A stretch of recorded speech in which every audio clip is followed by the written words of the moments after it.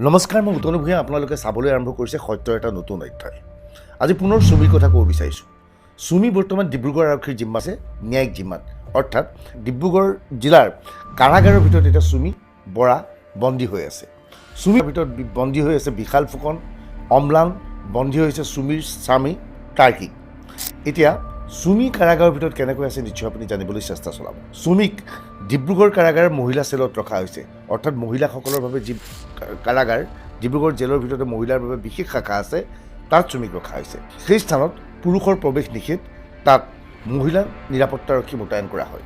ইয়াৰ বিপৰীতে পুৰুষ শ্ৰেণীৰ মাজত অন্যান্য কয়দীৰ লগত আছে বিশাল, তাৰ্কিক অথবা অম্লান। বিশাল আৰু অম্লান আগতীয়াকৈ কাৰাগাৰত আছিল, তাৰ্কিক পিছত প্ৰৱেশ কৰিছিল।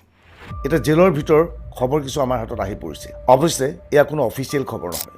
খবৰ মতে চুমিয়ে এতিয়া সম্পূৰ্ণ অকলশৰীয়া অনুভৱ কৰিছে। লকআপত থকাতকৈ জেলত কিছু আৰামদায়ক সুবিধা পায়, কিন্তু ডিব্ৰুগড় জেলৰ কথাটো সুকীয়া।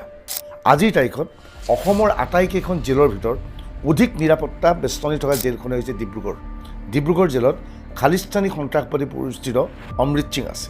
ইতিমধ্যে তেওঁ সাংসদ ৰূপে নিৰ্বাচিত হৈছে।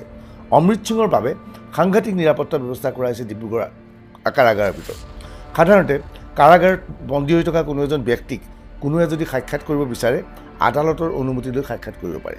দ্বিতীয়তে, কাৰাগাৰ কৰ্তৃপক্ষৰ সৈতে ভাল যোগাযোগ থাকিলে সেই ব্যক্তিজনে গৈ বন্দীক নিৰ্দিষ্ট সময়ত যোগাযোগ কৰিব পাৰে। খবৰ অনুসৰি চুমিক কাৰাগাৰৰ ভিতৰত এতিয়া যোগাযোগ কৰিবলৈ কোনো চেষ্টা চলোৱা নাই। চুমিয়ে তাত অকলশৰীয়া জীৱন যাপন কৰিছে। অন্যান্য মহিলা বন্দীসকলৰ লগত চুমি আছে। চুমিৰ বাবে বিচনাৰ বিশেষ ব্যৱস্থা নাই। জেলৰ ভিতৰত যিটো খবৰ আহিছে যে এটা চেল, তাত বিচনা আছে, চিমেণ্টৰে বনোৱা বিচনা, পকাৰ বিচনা, তাৰ ওপৰত তুলি দিয়া হয়, আৰামদায়ক তুলি নহয়, এখন কাপোৰ দিয়া হয় আৰু শুবলৈ দিয়া হয়, গাৰু দিয়া এটা গাৰু দিয়া হয়। অনুৰূপ অৱস্থা বিশাল, তাৰ্কিক অথবা অম্লানৰ ক্ষেত্ৰত। এতিয়া ডিব্ৰুগড় কাৰাগাৰৰ ভিতৰত কি হৈছে সেই তথাপিও জানি লওক যে চুমিক কেনেধৰণৰ আহাৰ দিয়া হৈছে, বিশাল, তাৰ্কিকক কেনেধৰণৰ আহাৰ দিয়া হৈছে। ডিব্ৰুগড় কাৰাগাৰৰ ভিতৰতেই বিশাল, তাৰ্কিক, অম্লান আৰু চুমি আছে যদিও চুমিয়ে বিশাল, তাৰ্কিক অথবা অম্লানক লগ পোৱা নাই, কাৰণ দুয়োটা সম্পূৰ্ণ পৃথক চেল। মহিলাসকলে কোনো ক্ষেত্ৰতে পুৰুষ কয়দীক লগ পাব নোৱাৰে, গতিকে সম্পূৰ্ণ পৃথকভাৱে ৰখা হৈছে, দুটা ভিন্ন স্থানত ৰখা হৈছে। এতিয়া জেলৰ খাদ্যৰ ওপৰত জানি লওক। পুৱাৰ ভাগত ৰাতিপুৱা 5 বজাৰ লগে লগে খুলি দিয়া হয় জেলৰ কোঠা। এটা কোঠাত সকলোকে ৰখা হয়, বাহিৰৰ পৰা লক থাকে আৰু পুৱাৰ লগে লগে খুলি দিয়ে, মুকলি আকাশৰ তললৈ আহিব পাৰে, প্ৰাতক্ৰিয়া সম্পন্ন কৰিব পাৰে। ইয়াৰ বাবে মহিলাসকলৰ বাবে দুটা শৌচাগাৰৰ ব্যৱস্থা আছে। পুৱাৰ ভাগত ৰঙা চাহ খাবলৈ দিয়া হয়।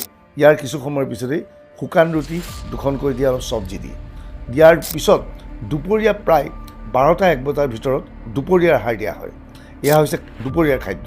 আৰু আবেলিৰ খাদ্যও সন্ধিয়া 4 বজা, 4:30 বজাৰ ভিতৰতেই ৰাতিৰ আহাৰ দি দিয়া হয়, কিয়নো সন্ধিয়া 5টা বজাৰ পিছতেই, প্ৰায় 5টা, 5:30 পিছতেই কাৰাগাৰৰ ভিতৰত মুকলি আকাশৰ তলত বন্দীসকল থাকিব নোৱাৰে, পুনৰ কাৰাগাৰৰ ভিতৰত সোমোৱা হয় আৰু লক কৰি দিয়া হয়। এনে অৱস্থাত চুমি, বিশাল, তাৰ্কিক আছে। চুমি বিশালে জীৱন উপভোগ কৰিছিল যথেষ্টভাৱে। বিভিন্ন শ্ৰেণীৰ লোকৰ পৰা বিনিয়োগৰ নামত ধন আত্মসাৎ কৰি বিলাসী জীৱন কটাইছিল তেওঁলোকে। মন গ'লৈ ডুবাইলৈ গুচি গ'লে, মন গ'লেই তেওঁলোকে আৰ্জেণ্টিনালৈ পৰিয়ালৰ সদস্যক প্ৰেৰণ কৰিছিল, মন গ'লৈ উদয়পুৰত গৈ তেওঁলোকে বিয়া পাতিছিল। কিন্তু এতিয়া সেই জেলৰ ভিতৰত অতি দুৰ্বিষাদ জীৱন কটাবলগীয়া হৈছে। কাৰাগাৰ কৰ্তৃপক্ষও চুমি, বিশাল ক্ষেত্ৰত কঠোৰ স্থিতি গ্ৰহণ কৰিছে। ইয়াৰ পূৰ্বে চুমি আৰু তাৰ্কিকক জিমখানা ক্লাবত ৰখাক লৈ যথেষ্ট বিতৰ্ক হৈছিল। মুখ্যমন্ত্ৰী ডক্টৰ হিমন্ত বিশ্ব শৰ্মাই ইয়াৰ বাবে তদন্তৰ নিৰ্দেশ দিছিল। লগে লগে কাৰাগাৰ কৰ্তৃপক্ষই কঠোৰ স্থিতি গ্ৰহণ কৰিছে।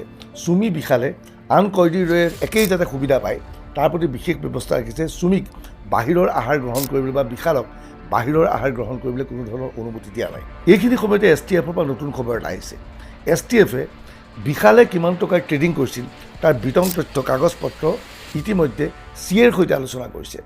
ডিব্ৰুগড়ৰ এটা উচ্চস্তৰীয় সূত্ৰই জানিব দিয়া মতে বিশালৰ একাউণ্টত লেনদেন হোৱা ধনৰ পৰিমাণ 64 কৰোৰ 64 কোটি টকা। যি ধৰণে 2000 কোটি বুলি কৈ থকা হৈছিল সেয়া সম্পূৰ্ণ মিছা কথা। 64 কৰোৰৰ লেনদেন কৰিছিল বিশাল আৰু চুমিয়ে। এতিয়া আদালতত হয়তো কিনাৰ পিছত চুমিক অনা হ'ব, বিশালক অনা হ'ব। এইখিনি সময়তে CBI গোচৰ ল'লে আদালতৰ অনুসন্মতি সপক্ষে চুমি বা বিশালক CBI নিজৰ জিম্মাত ল'ব পাৰিব আৰু নিজাববীয়াকৈ সোধা পোছা কৰিব পাৰিব। ইতিমধ্যে চুমি, বিশালৰ তথ্যৰ ভিত্তিত ডিব্ৰুগড়ৰ বিভিন্ন ব্যক্তিক সোধা পোছা কৰিছে STFৰ দলটোৱে। এই সমগ্ৰ ভিডিঅ' সংক্ৰান্তত আপোনাৰ মতামত কমেণ্ট ছেকশ্যনত লিখিব পাৰিব।